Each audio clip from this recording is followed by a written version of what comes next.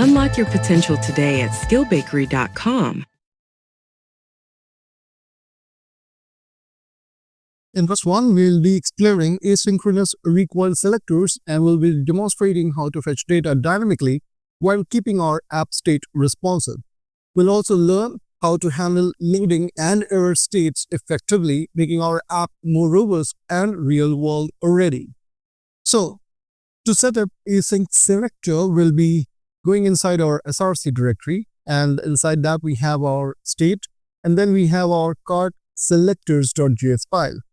Now, in this file, we already have the selector and items in cart imported. What we'll do is we will be including a new method, and that method will be discounted total price. So that's what we will be creating over here.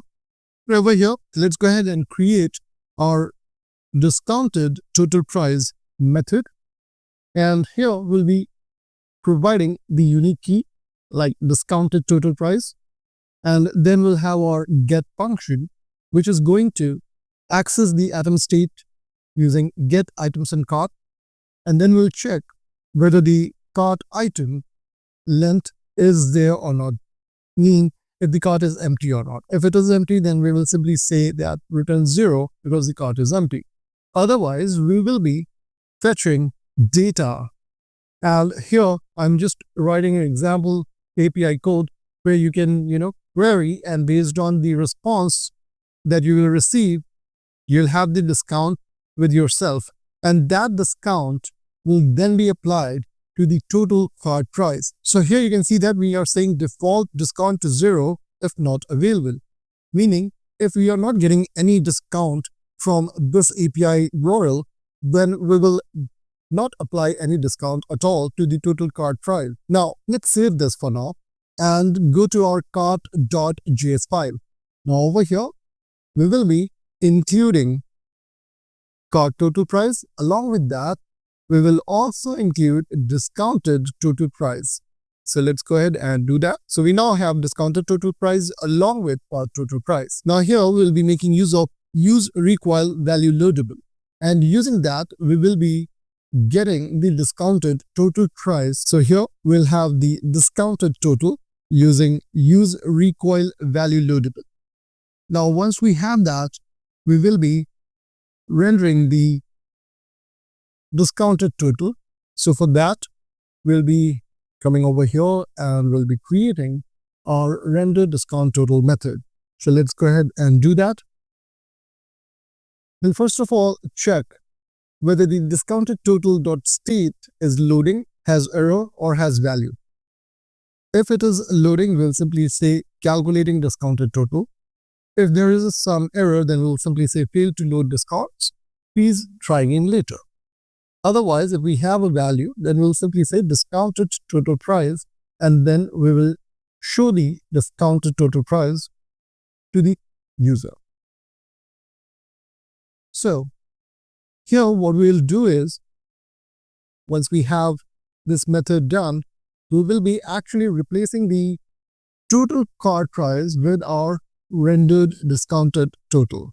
So here, where we have the total price coming up, we can either replace this, or what we'll do is we'll simply add one more h3 tag, and here let's go ahead and say discounted total, and dollar is the amount, so let's have that in place. Let's save this. So obviously you can see over here that this is a fake API. In that case, we will be ending up with has error as the output for this particular method. Let's go ahead and explore it by running the application, typing npm start. Or we have our app. Let's add some items to it.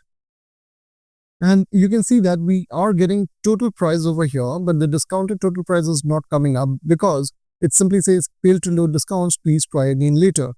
And obviously, this is the case that is coming up over here, failed to load discounts, because the API is not a real one in reality. So what we'll do is we'll make use of Mocky over here. And Mocky allows us to create JSON responses.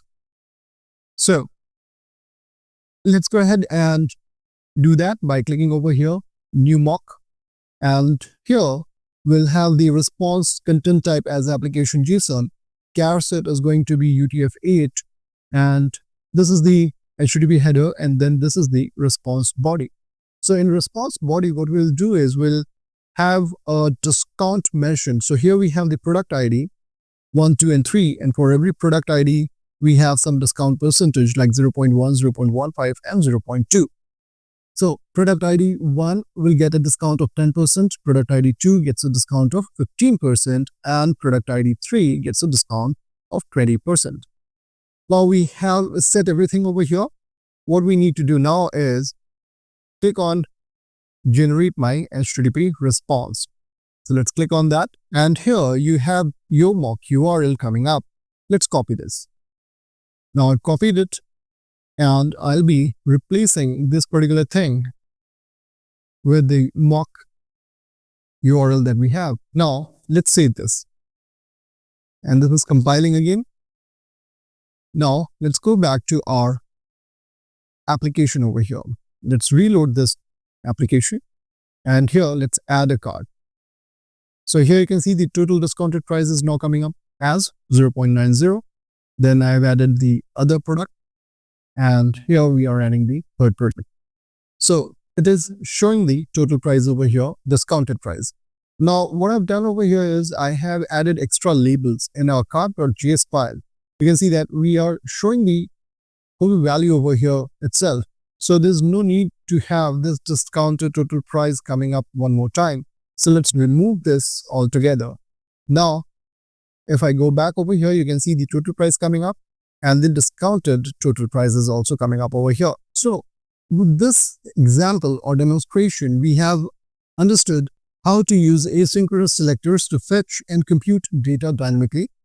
We have also learned to manage loading and error states in Recoil with useRecoilValueLoadable, and using Mocky, we have implemented a real-world shopping cart feature that fetches discounts from an API. If you find the video helpful, don't forget to like and subscribe.